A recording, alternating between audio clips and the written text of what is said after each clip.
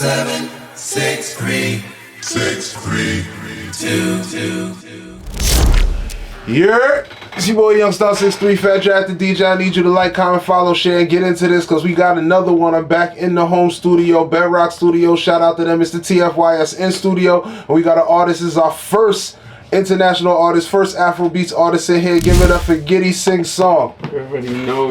Appreciate you. Nice to meet you, my guy. My pleasure, man. Nice to meet you. All right, too. Thank you. I'm gonna start this the way I start every interview. Who is Gidi Sing Song? Oh man, first off, I would say Gidi Sing Song is a child of God, Nigerian, and just the Afrobeat, R&B, hip hop artist, a creative. You know, that's basically what I would say. Heard you. You threw a whole lot at us right there. So we're gonna break that down a little bit. You said Afrobeats, R&B, hip hop. Yes, Do you choose not to categorize yourself as one, or are you just giving us a taste of your influence and what has created your sound? Like, how did you come up with that answer and explanation? I can't. I'm just a creative, so I would never even choose to categorize myself as just one particular form of art. Yeah. So because I've been like influenced by so much music, different genres. You know, and that's also what I would like portray in my music. So I don't really categorize myself as one specific type of artist. Shit, I'm a rock artist. Heard you. If the beat is right, I turn to a rock artist. You feel me? Understood. So you also said that you was from Nigeria. Are you Nigerian born? Or are you second generation? Like Nigerian born and raised, down to all the way to college. Oh. Yeah. So when did you come here? I came here for the first time when I was 12. Okay. Middle school, but you know how the story goes. They send your ass back. Yeah. Once you start, sagging your pants, start putting up them earrings. Yeah, that's get on that plane back. So yeah, that's what happened to me. That's my story. What year was that?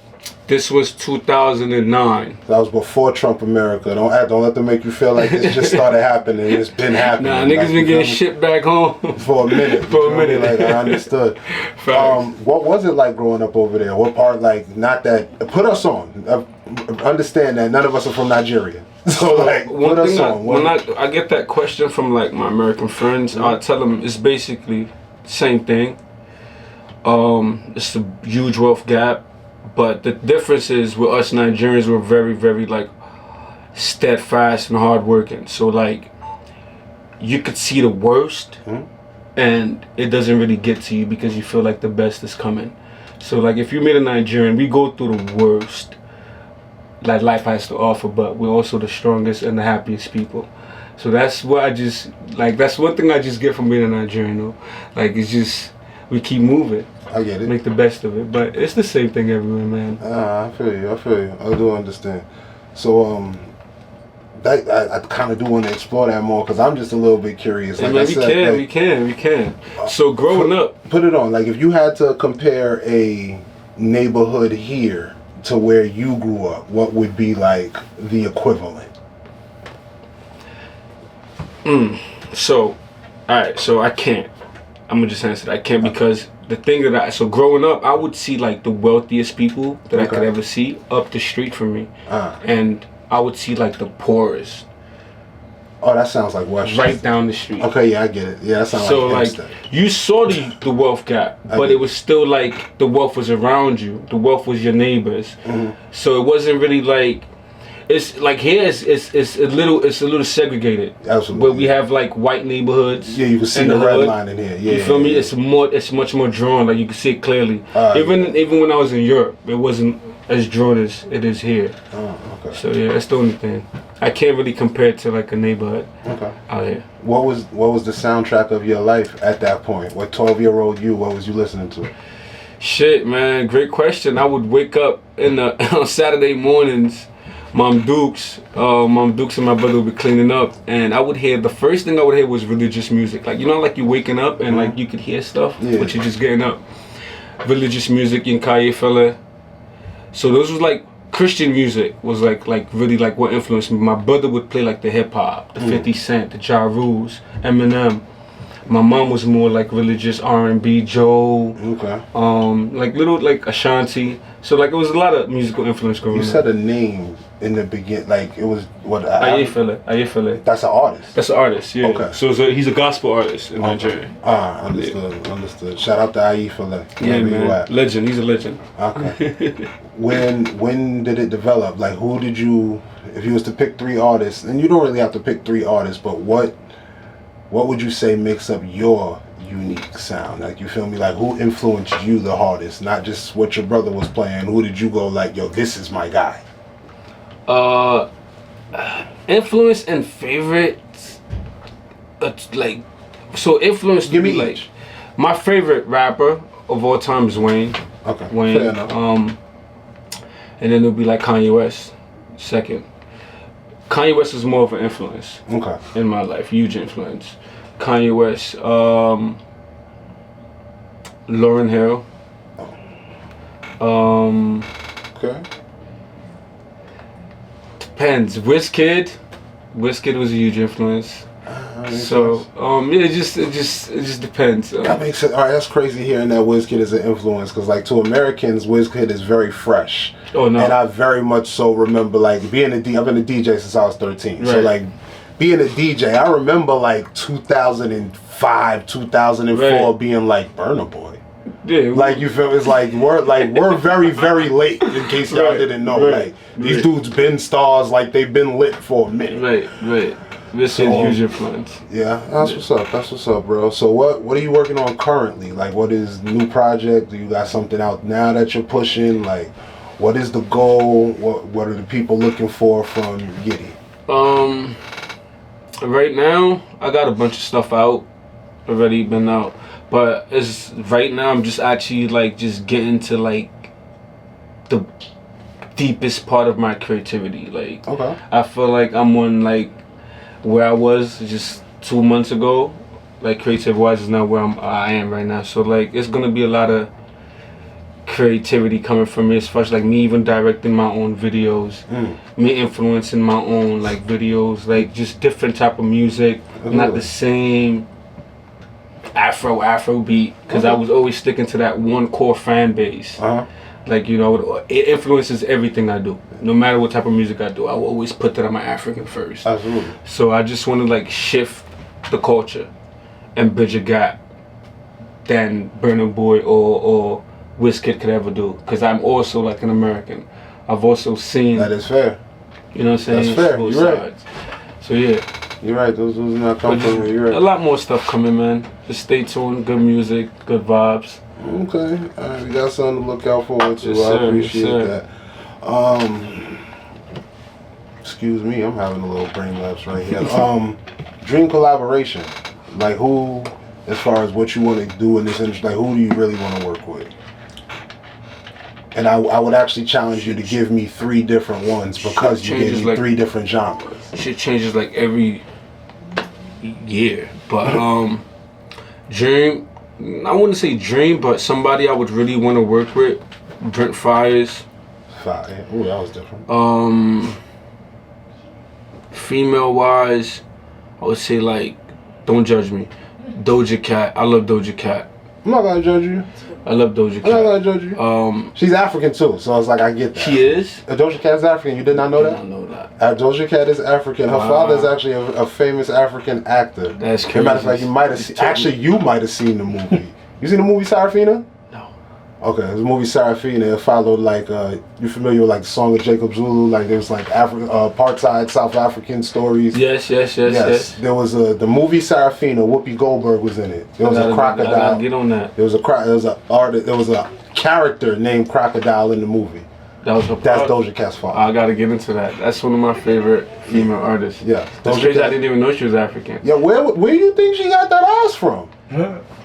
Oh God! Like just now that you know she's African, look at Doja Cat and tell me it don't make sense. It do now. Like even her, like aura now makes sense to me. Like, oh, she's you feel me? Yeah, she's African. From the motherland. I agree. But yeah, Doja. I would love to work with Kanye. Not even like vocally, but like just like production wise. New Kanye or the old one? I need. I want a mix of both. I like the old Kanye. I love the old Kanye, but Kanye's still a genius. Yeah, I'm not gonna take nothing away from him. So I need a mix of both. Like, give me that graduation Kanye, and then bring like, you know, maybe. I'll give it to you. I'm a Yeezus Kanye person. Look. That's when he started tripping. Right before it. I was like, you feel me? It was the thin line between genius and insanity kind. That's what I like. You feel me? Like, right there. No, it was like he was gone, but he wasn't gone. That was like, different. That album, that was the only Kanye album that I didn't really get into. What? Jesus was fire. Like, I was too like, what's going on? I wasn't ready. I wasn't ready. Do you want to know what it was for me? It was I got to go to the concert. So like I had never that changes your whole that changes your whole Kanye in action. Like now that when I got to go to, I was like, oh my god, this. I'm sorry to interrupt, but when the mountain opened, you feel me? And when Jesus walked, I was like Jesus, like Kanye put on like that's what made me do it. Yo, but he did, like he did. Yo, it was like Kanye put on a 3-part. That wasn't a concert. That was a 3-part play. He's like that's what made me be like, oh shit, this nigga Kanye is different. Like he dead ass from the instant. It was. Everything about him screamed megastar. Like from the instant, you remember how Jesus started with that weird ass instrumental, like the fucking. It looked like a rock star. The spotlight came from this side of the arena, and you saw the shit shoot across the arena to the tunnel. And at the end of the tunnel, Kanye standing there. It was like, yo, it was like, oh shit, like it was some superstar shit. And the nigga just walks through every, nigga walks like a wrestler to the end of the motherfucking stage. And then puts on the mask. Like, nigga, we saw you already. Leave the mask on. Like, you feel me? Like, now y'all not gonna see me again. No. Then puts the mask on and then performs for 3 hours straight. Nah, he's a goat. Nigga, the mountain comes up and then fucking the other, he's at the top of the mountain doing power. There was demons on the mountain. You feel me? And then the shit cracks open and Jesus comes out. Jesus don't say shit. He just walks. Like, he literally just walked. Touched him. See, I'm visualizing this shit. And then wait, and then let's cap it all off with the fact that Kendrick Lamar opened that fucking concert. If people don't remember that shit, he was on like Kendrick opened that show. Kanye's been that. When niggas wasn't showing up for Kendrick, like Kendrick was performing to a half-empty arena. I'm sitting here like, yo, this is crazy. That's crazy. Shit was like that. It was ill, but it's crazy that conflict. I like when people understand He's been doing that though. Like, what people don't understand, like, yo, let me tell you the story, right? This is my 2nd year in America. Only I didn't even know what Lil Wayne was in Nigeria. Oh, really? We didn't know, like, you gotta understand, like, maybe like 2008 was when Lil Wayne reached his peak. Like, I get that. Yeah, I get that, yeah. Like 2005, yeah, he was hot over here, but we knew I get that. 50 Cent, we knew worldwide acts, right? Yeah. So we knew Kanye West because Kanye West he had Jesus Walks, he had like a few slow jams with Twister, right? Yeah. Long story short, I'm in computer class and there's a CD in a CD thing, right? And it pops out and it's a blank disc. Didn't know what it was. Takes it. I'm just take this home. Yeah. Go home and I pop it in my Xbox. And the first song that came, it was actually a burned CD. Somebody had burned the CD and just forgot it. First song that came was "Good Morning." And when I say my life changed, bro, my life changed after that, bro. Okay, that was the moment. I get it. After that, bro, like, and that old album, I just started like doing my history on Kanye. Kanye is like. Come on, man. So I said, like, Brent Fires, Doja, and I need Kanye's, like, I just want to talk to him. And I just want him, like, in the studio. Play some, you know what I'm saying? Let's create. That's it. I can't front. I want to fist fight him. You want to beat him up? No, I don't want to beat him up. I just want the old Kanye. Like, I want the Chicago nigga. Like, you feel me? Like, I just want to. You can't get that. Like, back. I want. You feel that me? Shit Like, gone. I don't think it is. Absolutely don't think gone. It is. You can't take. You don't even know that's what like that is. That's like saying you took the Bed-Stuy out of Jay-Z. No. That shit gone too. No. You watch that documentary? That shit gone too. You watch that documentary? Which one? About Kanye. That's a real mental health issue, though. I think I'm saying he's gone. No, I still think. I don't even think it's the mental health. I think he's in there somewhere. Crazy. I think that you can't get that back, even if you can't get that person back. It's gone. That's not him anymore. You know, and he knows that. And how would you go back to something that's not you unless you're pretending to be something that you're not now? You can't get that pink polo, the Jesus piece, just talking life. Come on, that's like but to the point, that Kanye was a product of lived experience. He's lived so much. He's lived this different life so much. Yeah, but that doesn't mean that doesn't mean if he it goes live back to that, I feel like then you will me? see a real mental patient. Like I feel like if he ever tried to go back to that, that's just the Kanye I want to have the conversation with. You feel me? You can't ever have that. Nah. And there wouldn't even be much. If you was to have that conversation with him, there wouldn't be much for him to say. Because you got to understand, if you were to get Kanye, you still get Kanye regardless of what version he is, right? You still get Kanye Omari West, right? Yeah. But if you was to sit there and talk to him now, what's his middle name? I'm sorry, Omari. Yeah. This nigga's a fan. I've never known that. Never known that. But if you was to sit there and talk to him, right, at this point, you would get, and he was humble enough to be truthful with you and no egos. I feel like you would get such a beautiful experience. That's the one I'm talking about. That's why I want to fist fight him. Like I want the Chicago nigga to come out and then have the talk. That whole journey of him going through that pink polo phase to who he is now and why he's this person now. So that's why the journey and the conversation would be so interesting, because you would see who he was at every different step. Like the person I am, the artist I was last year, I'm not that artist no more. Real shit. I don't know. I feel like I saw him on Drink Champs and I was getting prime old school Kanye. Like, I feel like that Drink Champs interview told them niggas straight up and down. Like, Kanye was almost letting us know, y'all know I'm trolling you, right? Nah, he was. He was. Like, that nigga was a regular nigga. He kept it so funky. He was talking like him old self. Like, he knew, I feel like he knew he was in the room. Yo, I'm with hip hop. So let me be. When he walks anyway, he knows it. I watched, bro, that's one of my favorite artists. Like, he walks in the room and he's so humble yet egotistic that it kills him. Word. So, Kanye, get over here and sign Gidi, because clearly this Nah, I didn't want to sign the Kanye. I'm about to say, this nigga believes in you, so I need you to believe in him. I don't believe in that, man. I'm a fan. What's his record label? Good music. Yeah, no, I wouldn't sign to that shit. Big Sean didn't have nothing positive to say. I wouldn't sign. I wouldn't sign. I'd definitely do a record, but I wouldn't sign. But I definitely get that. So let's go back to your whole transition to immigration. What was your biggest challenges besides discovering, American music when you got here? What were some of the biggest hurdles you had to overcome in being an immigrant? Pre-Trump immigrant at that. Like, growing up, the crazy thing is growing up, like as a Nigerian in Nigeria, I didn't even understand immigration. I just woke up one day and mom was like, yo, you're going to the embassy to do an interview. And a year later I get on the plane. And another thing is I didn't even understand the color barriers too, like, or the race. You're the second person that I've met that's I never understood it. Yeah. There was a lot I didn't understand.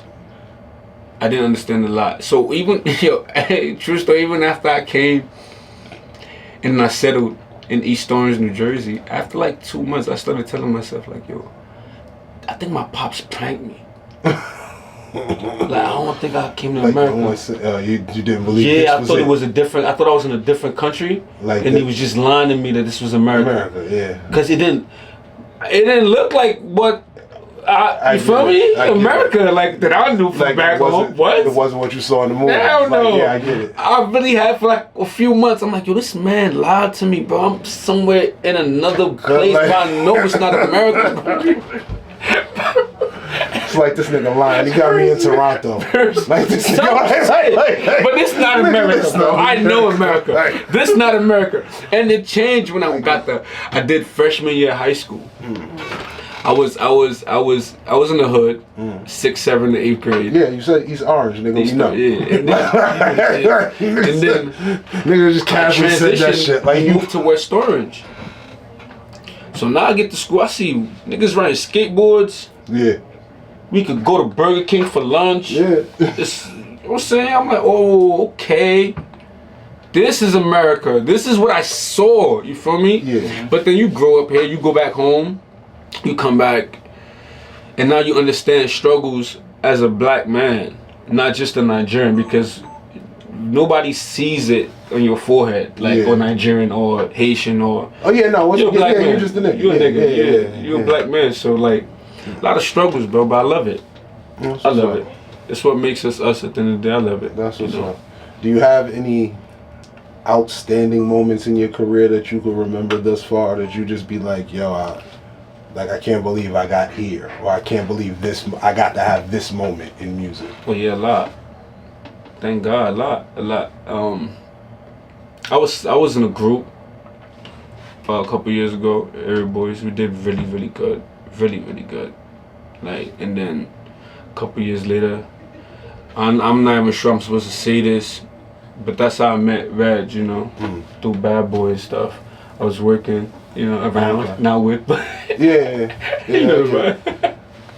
But yeah, but I've been around. I've had moments where I'm like, damn, I'm not. Just to make it clear, he didn't mean it like that. We don't work at Bad Boy. There's not affiliated with Bad Boy. He met Harvey Kent somewhere in the studio. Yeah. And then them Bad Boy niggas might have been in the same studio, corner. Allegedly. Yeah. Yeah, I get it. So yeah, but I've had moments, but I try to stay humble because I'm not where I want to be. I get it.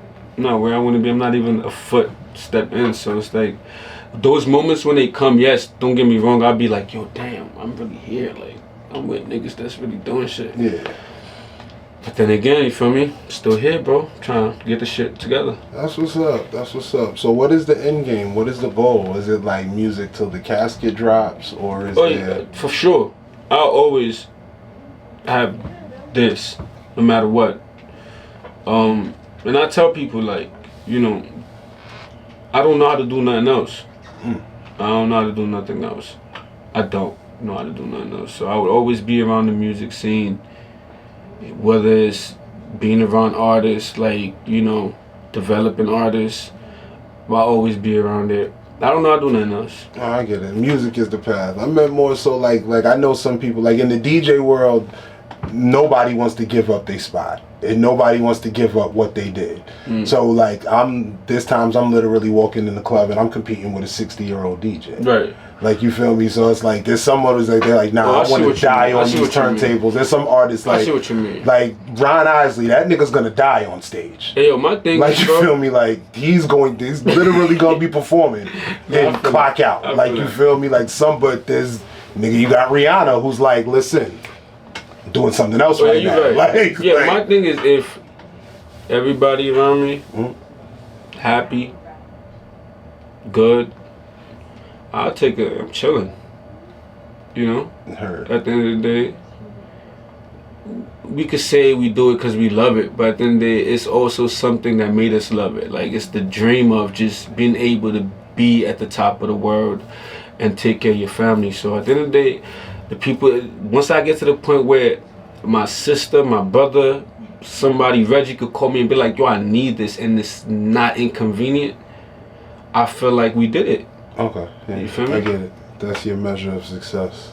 Yeah, just I definitely everybody just good and happy, man. Alright, now before we get out of here, I'm gonna hit you with one more challenging one. Being that you are like Nigerian born and you do have the ability, the duality to live and exist on both sides, how are you using that to benefit your career? Like, how is that? Are you, you know, taking your American music or like whatever sounds you're developing over here and creating a buzz over there and pushing it there? Or are you, how is your diffusion, cultural diffusion going both ways, one way? Like, what are you doing to capitalize on the fact that you can exist in two worlds and a lot of people can't? Right. Yeah, I always think about that, Brody. Real shit. But I'm at the point where I feel like my people already know who I am. And if I want to be honest, we're going to be honest, the biggest consumer of music is America. Yeah. We spend the most money in music. We make music what it is. We're the biggest stars from America, right? Correct. So my thing is, right, my peoples already know who I am. They already know I'm African. I'll always, in any type of beat, hip-hop, I'll always say either one or two things that would let them know, okay, I'm Nigerian.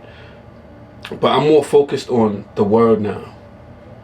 Like, we trying to get it out to the world, man. So, like you said, bro, the focus is now the fans that don't speak my language, the people that don't necessarily understand what I'm saying. How can we buy them? How can we get them to listen? That's my goal now. You feel me? So yeah, I'm trying to bridge that gap, bro. Y'all niggas was dancing to I Need the Bull and shit, yo. You feel me? If he could do it, I could do it. I could do it better. Not even the fucking, the funny part is he said that shit and it took me to, like, I was like, what the fuck did you just say? I get it. You're right. We over here dancing this shit. Don't understand a word that nigga Burna Boy be saying. I be in that bitch shy, yo. I feel you on it. But yo, Gidi Sing Song got something to say, y'all. I think y'all need to fuck with him. Yo, we gonna get a performance out of you, right? Let's get it, man. Okay, we gonna do that. It's your boy Youngstar 63, the in-studio series. We out of this bitch. Performance coming up. Gidi Sing Song. Don't know Gidi Sing. Get plenty for setting. As I see you, I'm setting. Say your body go kill the person. 50-50, you shouldn't be betting. Oh Lord, have mercy. Fresh.